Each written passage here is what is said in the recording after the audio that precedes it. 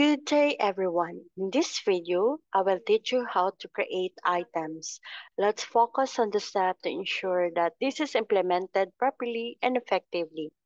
Before we begin discussing how to create items, let's talk about the purpose of this. The purpose of create items is simplifies inventory management and sales processes for businesses. It ensures accurate tracking of goods, their quantities, and pricing. This centralized approach helps maintain consistency and product information across different channels. Then first is accessing back office. So you go to in the back office and you can log in, type your username and your password, and you click this login. So we're here in back office. So that click this items and inventory, then go to this items. So we're already here in items. So we will create a new item. So you typically be presented with a form or set or field to fill details about the item. So you can create a item. So for example, cookies. Then the name and description is same.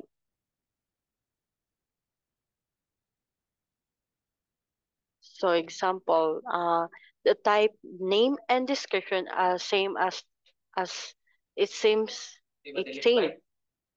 Then you can click this category. It's like if whether is the cookies in under and bread. So you can click this generate barcode. So we have a item code. So click this. So we have a barcode right now. Then you can select brand if what is the brand, and the item tax is regular. Then item type is purchase. Then the unit of measure is like what is the units of measure is, for example, is piece. So click this editable description to check. Then you can choose image file. It's JPG. So click this. Then you go to in downloads and click this picture. Then open. So we have cookies. So if the item status is active or inactive, so you click this active. Then after that,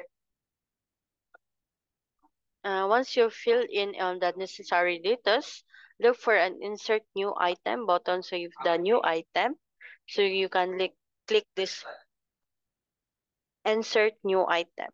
So tap this. So we have so the in the screen, they have a new item has been added.